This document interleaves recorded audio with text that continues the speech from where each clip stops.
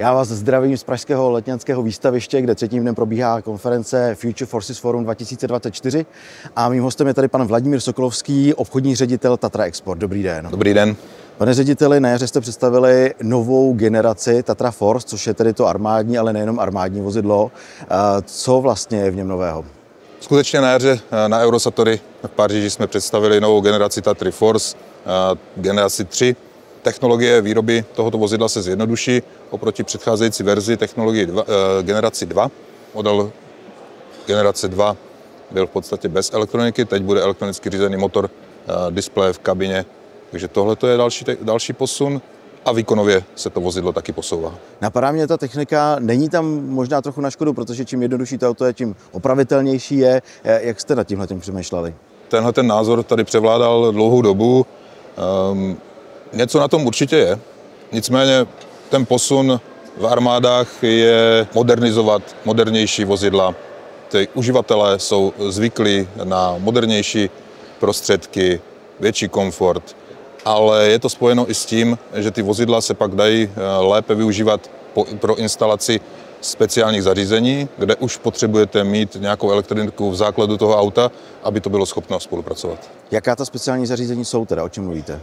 Jsou to třeba prvky, kde potřebujete data z toho vozidla pro systémy, které jsou instalované na vozidle. To znamená, pokud se nebavíme o jednoduchých vozidlech, jako je valník nebo hákový nakladač, ale bavíme se o zbraňových systémech, případně elektronických systémech, případně systémech řízení palby. Pro koho je tedy vlastně všechno vozidlo určeno, kde se dá použít? Dá se použít jako základní vozidlo pro přepravu materiálu a osob, známý valník, provedení 6x6, 8x8 nejčastěji, ale může to být klidně i 4x4. Pak dodáváme pro naše partnery podvozky, pro jejich systémy, jak jsem zmínil, zbraňové systémy, elektronické systémy, ale i další logistická vozidla, cisterny a tak dále. Jeřáby, vyprošťovací vozidla. Není to teda jenom armádní použití, ale je to vlastně jako složky záchranné obecně. Určitě se to dá tak říct. Jo? Hasiči, záchranné složky, civilní ochrana, samozřejmě armáda. Vy jste shrnul tak jako ty novinky, co je tam ten highlight, co je za vás to nejdůležitější, co vlastně jako to auto má? Nejviditelnější je samotná kabina a interiér té kabiny, kde došlo k té největší inovaci, největší modernizaci toho vozidla. To, co není vidět, jsou některé změny na podvozku, které ale přispívají těm vyšším výkonům, které jsem zmiňoval. Ta kabina, v čem je teda jinak? Říkal jste nějaký interiér jinak, že to není tak spartánské možná a je tam nějaká technologie. Jak se třeba vyrábí ta kabina? Protože vím, že je poměrně speciální, že se dá měnit. Je to tak, kabiny se dají zaměňovat, ten podvozek je na to připraven, na to, aby se daly vyměnit kabiny takzvané soft, měkké, bez pancéřování, za kabiny pancéřované, různých stupňů odolnosti, které taky v rámci Czechoslovak Group vyrábí firmy ve skupině. Je to připraveno na to, aby to mohli vojáci udělat v polních podmínkách. Takže to je konstrukční detail, dá se říct. Auta už vyrábíte, kolik jste jich stihli zatím vyrobit letos? Auta už vyrábíme, nicméně výroba, řekněme, sériových vozidel naběhne až v příštím roce. Kolik je kapacita výroby na rok napočítaná? Kapacita výroby celkem Tatra Trucks v současnosti vyrábí něco kolem 1700 vozidel ročně. Jak to zvládáte vlastně? 1700 není úplně málo při takhle velkých a složitých autech. Chcete víc, zvládnete víc a nebo jste na limitu?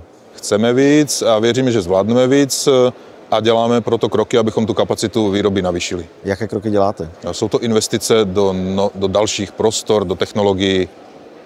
Takže nějaký horizont toho, kolik budete vyrábět, máte? Určitě. Chceme se dostat někde k 2,5 tisícům vozidel v průběhu 3 let. A kde ta výroba probíhá? Je to všechno v Česku? Ty čísla, o kterých mluvím, jsou pouze čísla, které se produkují v Česku. Výroba probíhá v Kopřivnici a bude se plánovat ještě rozšíření výroby v rámci regionu. Teď jste představili třetí generaci, jak dlouho trval její vývoj a máte nějaký plán? Chápu, že to je poměrně jako asi předčasné o tom mluvit, ale máte nějaký plán už na třeba další?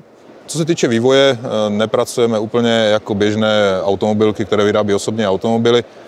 U nás je to období, kdy vyrábíme jeden typ vozidla poněkud delší.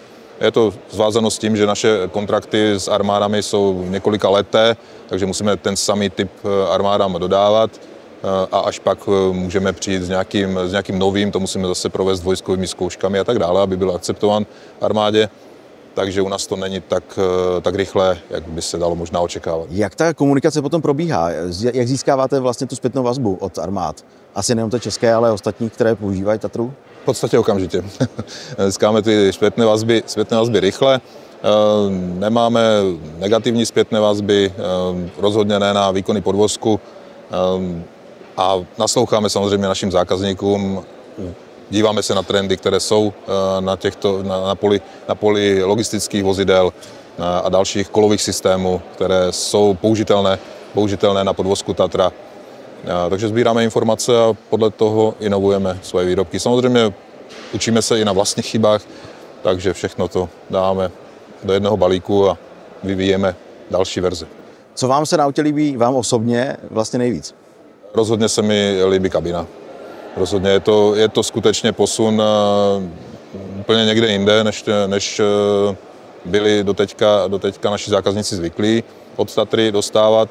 Takže rozhodně kabina. Interiér, automatické převodovky, elektronika, displeje.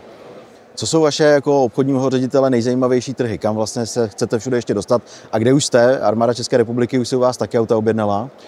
Říká se, že nad Tatrou slunce nezapadá, což je pravda. Tatra je vlastně po celém světě. Armády od zemí, jako je třeba Thajsko, až po země, jako je Brazílie. To znamená, dokážu si samozřejmě představit země, kde bych chtěl být. Rozhodně by to byly Spojené státy, což je asi velký cíl. Ale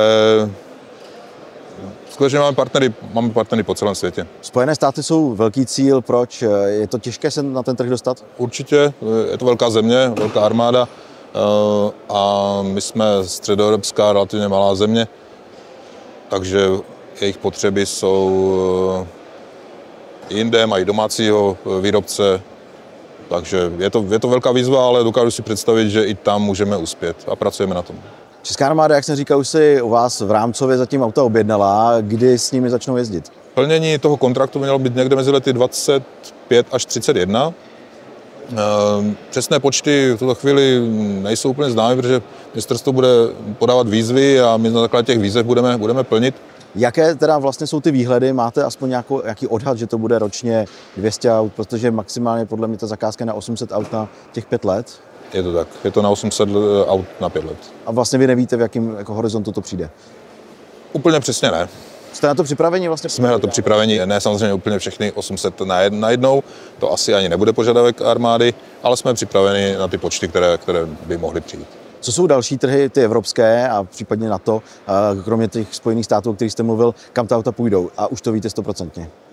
Co můžeme asi říct, a je to známé, tak Slovenská republika zvažuje přistoupení k rámcové smlouvě. Už tam proběhly nějaké diskuse nebo možná i nějaké rozhodnutí na úrovni vlády. Počítá se, že se připojí možná i další země, východní části zemí NATO. Uvidíme, které to budou, pokud teda nějaké další, ale vozidla Tatra jsou třeba i v Bundeswehru, jsou u americké armády dislokované v Evropě, jsou v Holandsku, v Belgii, projekt na 879 logistických vozidel z roku 2020, který v příštím roce dokončíme, dodáme posledních 240 vozidel, takže je to víc armád v rámci NATO, které využívají vozidla Tatra a mají zavedené v armádách. Uzavírá obchodní ředitel Tatra Export pan Vladimír Sokolovský. Děkujeme. Děkuji. Ode mě je to pro tuto chvíli z Future Forces Fora 2024 všechno.